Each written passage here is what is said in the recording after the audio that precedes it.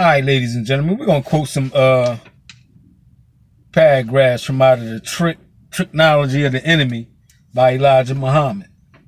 All right, just some things that he talked about. When was this book? Let me get the see when this book was printed. Get the date. Made in the U.S., Midtown, Delaware, February 8th, 2019 is when this book was printed. Every book got the print date on the back, y'all. You understand me? Or in the front. But that's when this book was printed. February 8th, 2019. And it's the Tricknology of the Enemy by Elijah Muhammad, Messenger of Allah. But today we seek justice, we seek equality, we seek freedom. Above all from the slave master children that we have been left under for nearly 100 years without ever enjoying fully freedom to go for ourselves and never getting justice, equal justice, along with this citizen of the land of America. That was Elijah Muhammad talking this back then. But this book was printed.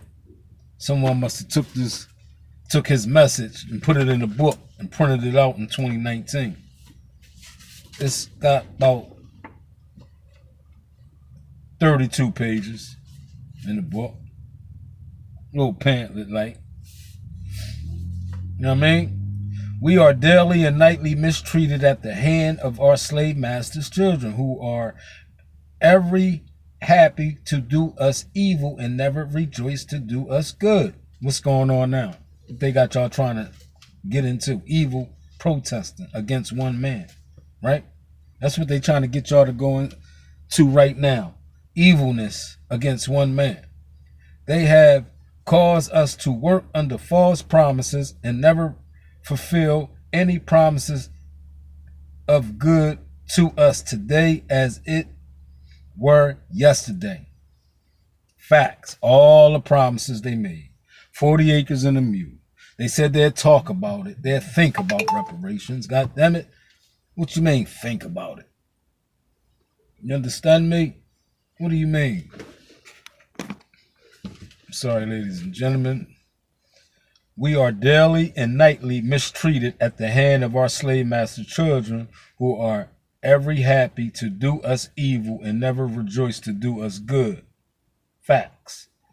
They have caused us to work under false promises and never fulfill any promises of good to us, even up to today, he's talking, as it were yesterday.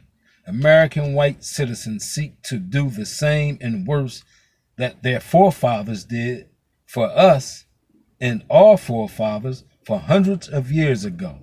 Same shit they did. Look, you understand me, ladies and gentlemen? Do you understand me? And like I said, I'm just doing a little, you know what I mean? I'm touching here, touching there from this book. It's called The Tricknology of the Enemy by Honorable Elijah Muhammad. You understand me? And it touches on different things. You understand me? It touches on different things. Here today, my poor people have believing in such things as a heaven after death, that they would be conscious of now 400 years, that they must know the truth as it is written in the truth, will make them free. The truth will set you free, ladies and gentlemen. It shall make them free, says the book. It shall make them free in John 8, chapter 32. Why? Because they must come to the full knowledge of the truth before ever there can be any judgment. Ladies and gentlemen, you understand me? God would not be justified in judging people, and they know not what he is judging them for, or had not the knowledge of the penalty of their crime, had not the knowledge whether they would be executed, for they have done of other than good. So these easy things to look into, but we actually didn't have the knowledge to look into such common and simple things, ladies and gentlemen. Comes down to what? Once again, common sense, ladies and gentlemen. And this is coming from Elijah Muhammad. I don't agree on everything. And his coming up speaking was the white man is the devil because of the things in the past that our peoples and our forefathers went through. By having dogs sicked on us, doused with water hose, lynched, and name it. Burnt alive on crosses. That was like devil activity, right? And it brings me back to the Democratic Party of the KKK that Elijah's talking about. Because in their era in the 60s, the KKK was heavily funded. And they backed the Democratic Party, who did a whole lot of lynching, castrating, selling raffle tickets to watch other men get lynched. You understand what I'm saying? In his era. But today in this era, we got black devils now that adopted the devil mentality. You see? And it goes all the way back to slavery. Because black slaves sold more slaves than the European man did. And Muslims did. To this day in some of these Arab countries, Muslims are still selling Muslim, still have slaves, ladies and gentlemen. And we're reading from Elijah. But the truth of the information we have today that they didn't have yesterday, we can revisit these quotes and paragraphs. You understand me? And compare. You understand me? Because we got some black devils, we got white devils, we got orange, green, red, blue. They're all amongst us. They're enemies amongst us, and we must find them and get rid of them. That is the devil. It comes from the Democratic Party, ladies and gentlemen. Y'all don't want to hear the truth. See, they want you to believe the truth is a lie and the lie is the truth. I told y'all that. I told y'all what happened to Fannie Lou Hamer. I'm going to do a video on that once I get back to the quarters. I'm going to do a video on that. That the sheriffs use brothers to beat the dog shit out of Fannie Lou Hamer. You understand me? Pulled her off the bus. How many of y'all know that history? Know your history, black man and black woman, before you get out there marching into anybody other demise and democracy. You better remember your democracy and demand you be reparated for your democracy and your ancestors' democracy. You understand me? Today, we here in America numbering 20 or more million people, 100 years begging for freedom, justice, and equality. Today, God Almighty of heaven and earth, having the power of them both rolled up into his right hand, is here in his chosen us, the so-called American Negro, to put us into heaven while we live and not after death. For he says there is no hereafter to a physical death.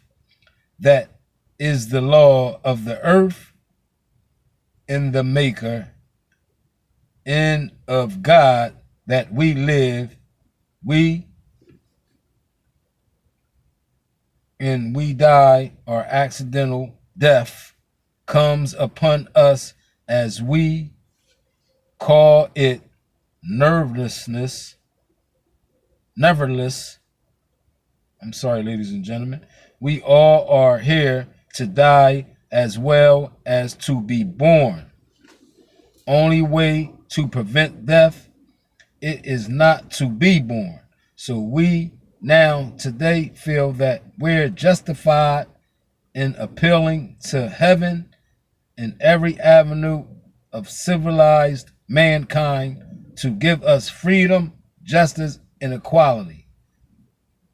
We're ever daily going about seeking justice for us, our poor people, and they find none.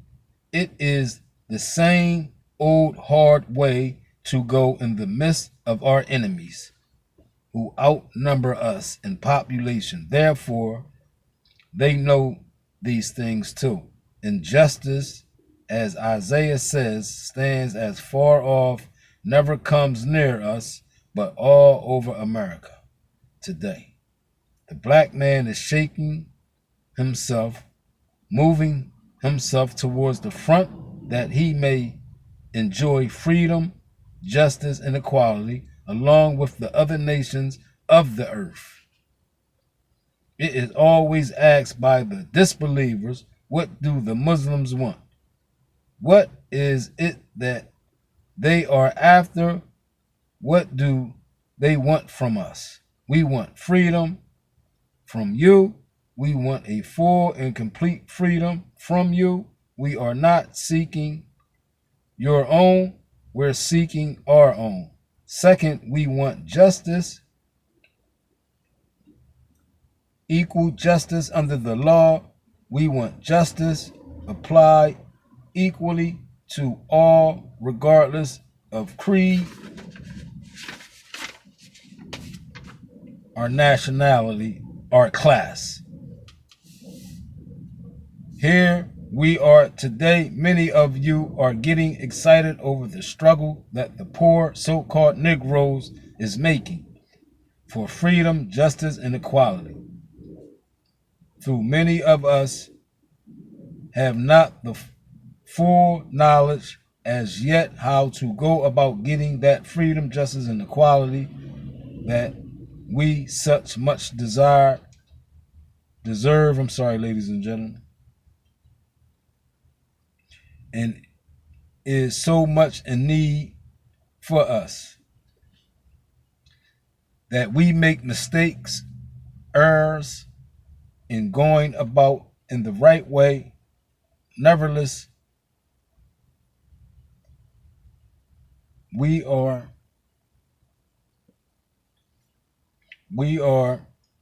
after freedom, justice, and equality all over the whole earth.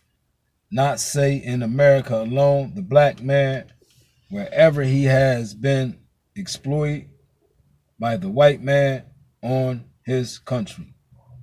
Today, he deserves freedom from the power of the Western world, the white man. He deserves that the white man leave his country and go back home to his own country, but he never goes.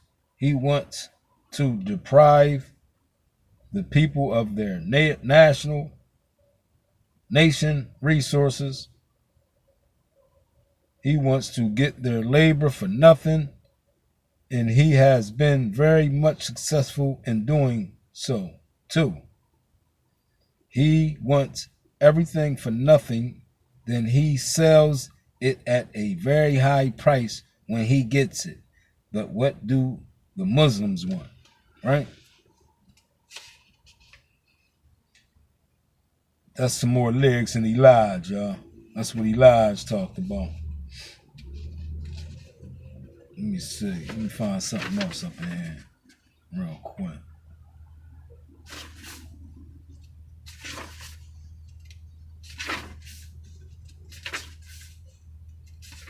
Hold on, y'all. Hey, there's something in here about Barack, right? In his first order of business, did Barack Obama evoke the 400 years of slavery and made it permanent to redress? No. President Obama made sure that companies like AIG, Citic Groups, Chase, and others were saved from extinction. He made sure that the industrials or other nations like the car companies, sectors, etc., were saved and were and well capitalized, regardless if the same institutes have denied people of color access to capital and equity opportunities for centuries now. What would it take to address the so-called Negro in America? Asked a bypasser. It would take the coming of the Lord. A loud-mouthed preacher in Harlem replied, it is the only then that we would find salvation and justice and continue. Wow.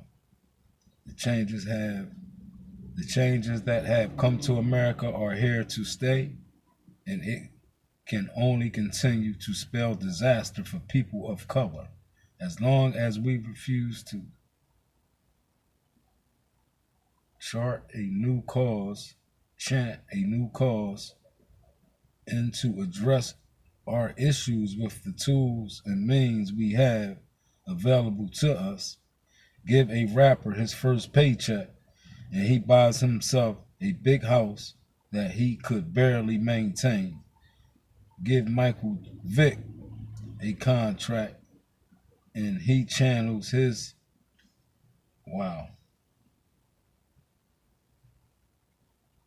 quality time to menacing society with his menacing dogs. We have now all become our own worst enemies and enforcers of the rule that other people have made for us that we can no longer adhere to. Black people must wake up and take charge of their immediate environment. Take charge of their children and their community, and most importantly, we must take charge of our financials. You know who had a nice book on that, y'all? Amos N. Wilson had a nice book on that. It was called A Blueprint for Black Power. Y'all can look that up. That book got about like 800 and something pages in it. Know what I mean? And he talk about that.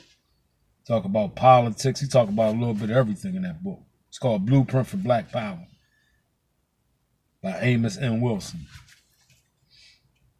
Now, where were we? That we in bondage? Where were we? Black people must wake up and take charge of their own environment. Take charge of their children, community, and most importantly, we must take charge of our finances. That's where we were at. And use our resources wisely. The seeds of our future. As long as we deny ourselves these rights to deliberate amongst ourselves, we will continue to drive our children by the busloads to the man to babysit for us and his institutions, and hopelessly watch our daughters bear the young that will keep his institutions functional. And all of these will be happening while we keep ourselves occupied with the latest trends in music and fashion and celebrating gossip. Facts. Facts. That's a fact, man. But let me see. Demand our children to be respectful of their elders, whether they know them or not. Ask and observe them to pray at least once a day. Pray to the God you hold dear. Speak to your neighbors in gentle and caring ways and demand to offer solutions to their challenges and not to create more problems in their life. Turn off the TV in your house as soon as your favorite show is finished. Encourage the children to do the same. Remember that time is all that you have going for you. The more you abuse it, the more you ruin your life. Think of what you have done with your time today. Wow. That's just something. That's just, you know what I mean? Just hitting there with it, missing. You know what I mean? The tricknology of that enemy, that beast. But I'm gonna do a video on Fannie Lou Hamer and show y'all how that goddamn beast, that devil, used the brother to punish Fannie Lou Hamer like if she was a dude. You hear me? Put hands and feet on Fannie Lou Hamer as if she was a dude. I said, whoo. Y'all know about that? Yeah. Y'all don't teach that to the kids in school. Hard shit, right? Y'all just keep teaching the basics. Martin Luther Kings and whatnots. Them hell days. We're gonna get down to the what they call it, the meat and potatoes. God damn it. But I'm gonna most definitely drop a video for y'all to show y'all what I'm talking about. When that sheriff used that Negro. But y'all can research it, but I'm gonna put the video up. You understand me? Put the video up. Kids about to get out of school. I'm on my way to the quarters to put in some work. I told you I'm gonna upload that Fannie Lou Hamer, Ashe, the Fannie Lou Hamer, a real revolutionary for her peoples. Wasn't in there turning the other cheek. You understand me? She was fighting for the cause and shit. Like, hold on, fuck that. You think Fannie Lou Hamer be out here fighting for them illegal migrants and we ain't got reparated? Shit. Hell nah. Until we got reparated. How the hell we gonna be out here fighting for a whole nother race and we never got reparated, but everybody else got reparated? Make it make sense. Wake your ass up. It's the truth hour, goddammit. And don't you touch that dial. Training and teaching us how to register to pass the literacy test. And it was giving us enough training that we could tell other people, how to pass the literacy test. So we had attended a workshop from the 3rd of June through the 8th. We finished the workshop on the 8th, and then we got the Continental Trailway bus to come back to Mississippi. And we got to Winona, Mississippi, I would say about 10:30 that Sunday morning on our way back to Greenwood. And we had got in 25 miles of the voter registration headquarters. And the bus stopped in Winona, at the bus terminal. And 4 people got off of the bus, to use the restaurant to get food. And 2 people got off, used the washroom while I was still on the bus. When I looked through the glass, I saw the people rush out. And one of the girls who had gone in the washroom, she just got back on the bus. And I stepped off to see what had happened. And Miss Punda told me that it was a state highway patrolman and a chief of police on the inside, and began to tap them on the shoulders with billy clubs and order them to get out. And I said, well, this is Mississippi. So I got back on the bus, and as soon as I was seated, I saw them when they began to put the 5 people what was, off the bus, but they wasn't over 6 feet from the bus. Began to put them in the highway patrolman's car. And I stepped off again because I was holding one of the ladies' irons, that they was arresting. And she said, get back on the bus, Miss Hamer. And then I heard somebody scream from the car that she was in and said, get that one there. And then a white man stepped out of a car and told me I was under arrest. And when he opened the door and I went to get in the car, he kicked me. And they carried me on down to the county jail where the other highway patrolman had carried the other 5. And they, when I walked in with the two white men that had carried me down, and they cursed me all the way down. They would ask me questions, and when I would try to answer, they would tell me to hush. And when I walked inside of the booking room, one of the policemen went over and jumped up on one of the Negroes' feet that was with us, and then they just began to, put us in cells. And I was put in a cell with Miss Yvesta Simpson. And after I was put in this cell, I could just hear some horrible screams and horrible sounds, of licks. And I saw one of the girls was 15 years old, was with us. When she passed my cell, and she was real bloody. And then they asked the little man that cleaned up the jail to go inside and mop up that blood. And then I heard some more screaming, and I heard some awful sounds. And I would hear somebody when they say, "Can't you say yes, sir, nigger? Can't you say yes, sir?" And they would call her names that I wouldn't want to go on tape. And she said, "Yes, I can say yes, sir." So I said, and she said, "I don't know you well enough." And I would hear when she would hit the floor again.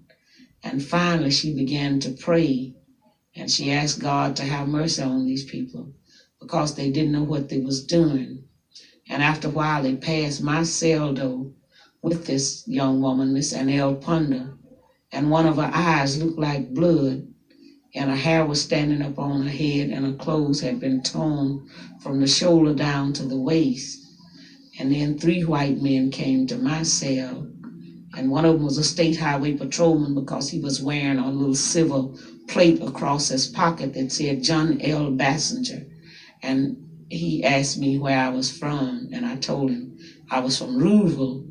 And he said, "I'm going to check that." And he went out, and I guess he called Rouville. And they didn't like me in Rouville because I worked with voter registration there. And when he came back, he said, "You damn right." They said, "You're from Rouville, all right. And we going to make you wish you was dead."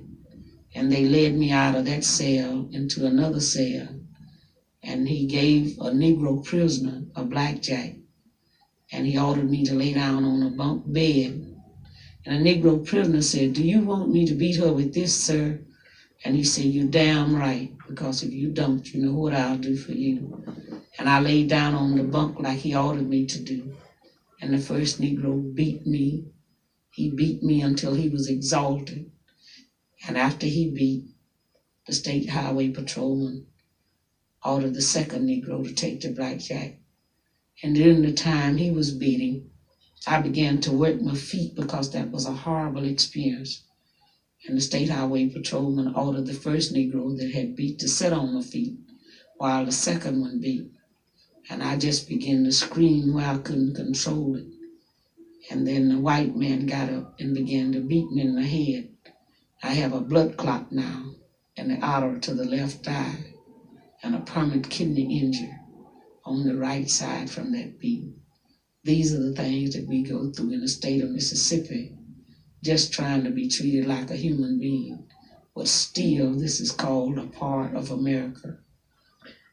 I suppose it's a naive question, but is there no possibility of you making a civil complaint or criminal complaint, or whatever it would amount to, against these people for this beating? The Justice Department brought a suit against these 5 law officials from Mississippi.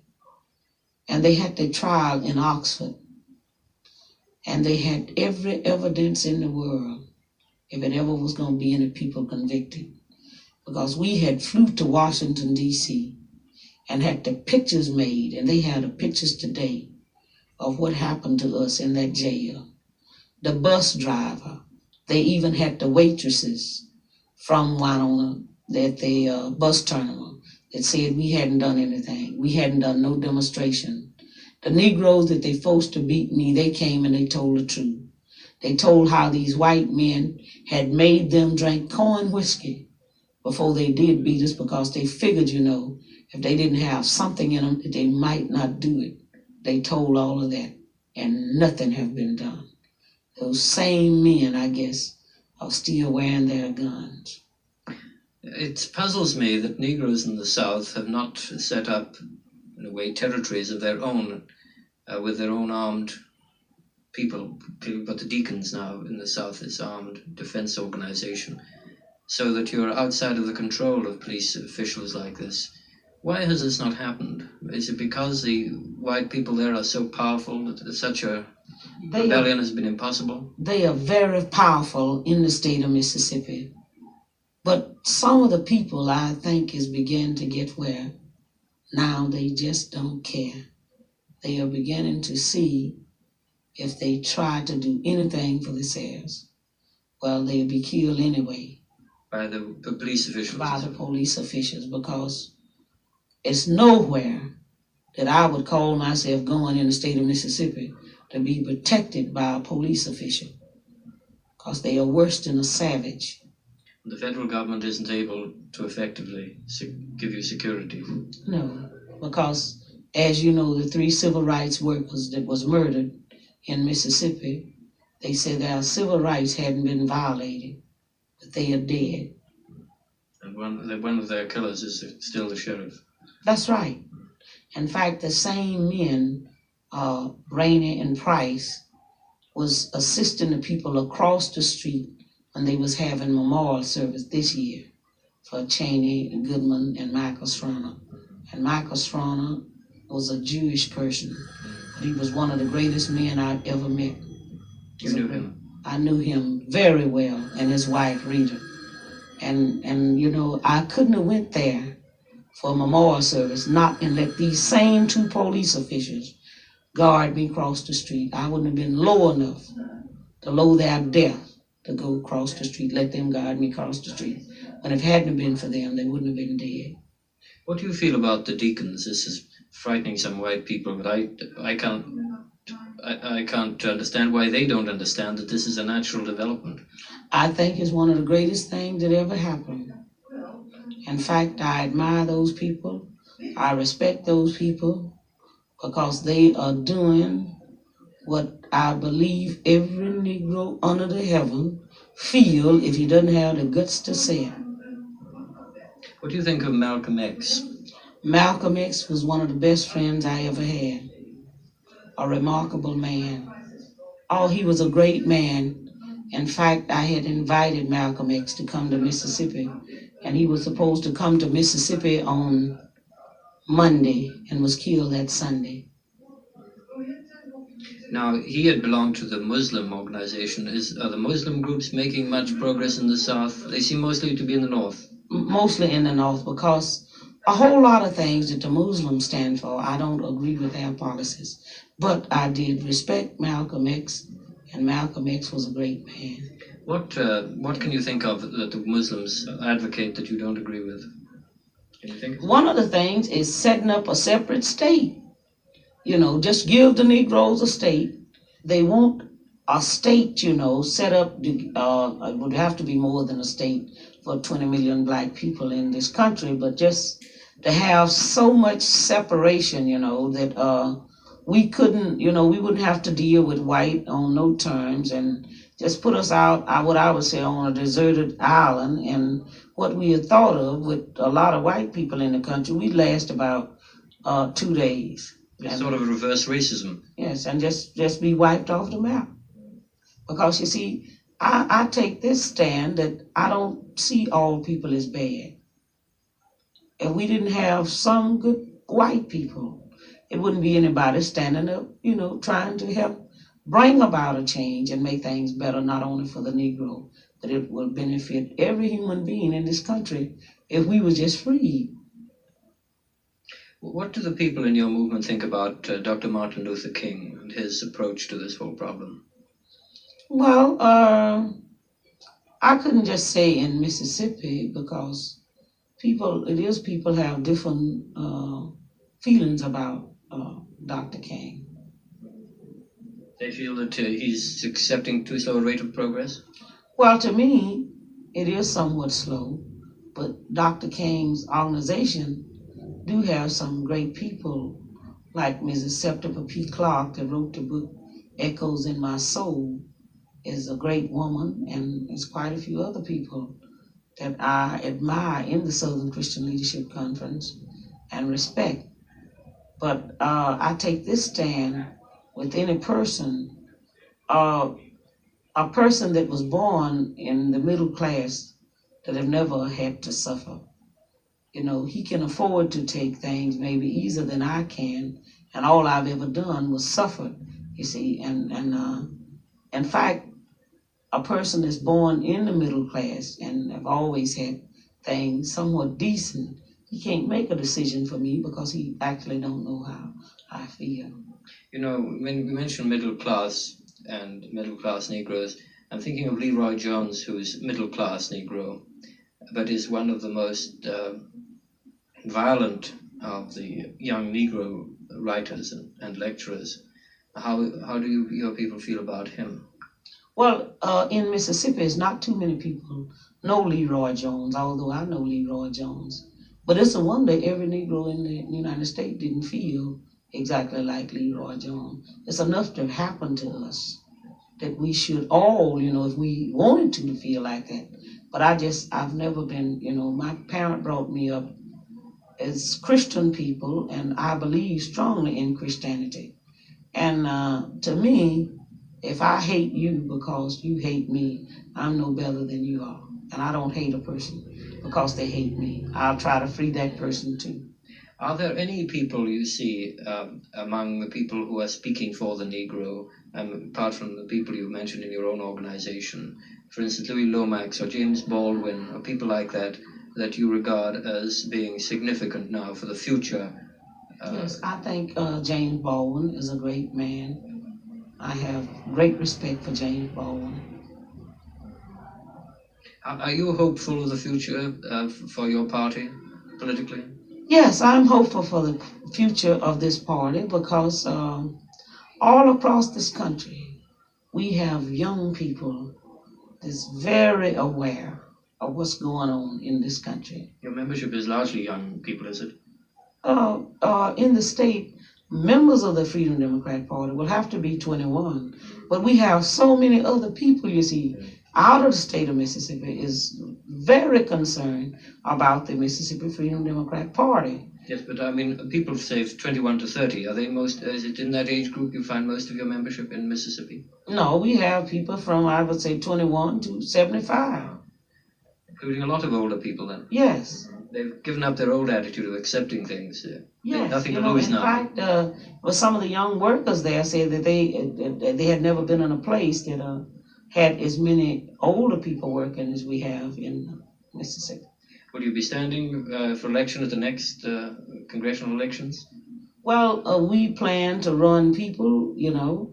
In fact, we have people in Sunflower County where I live, as we hope to run for circuit clerk in Sunflower County, and we will be having people to run all over the state for state election, county, on up to the United States representative and senators too. I suppose money is always a problem. Oh, money is always a problem. More than for the other parties, though. Yes. Do you find you can get space in the newspapers and radio stations? And we hope to have, if we have enough money. We don't always have enough money, but we've been broke all our lives, so we go sometime without it, you know. Mrs. Hamer, I must let you get back to your friends. Thank you very much indeed. You're welcome, and thank you.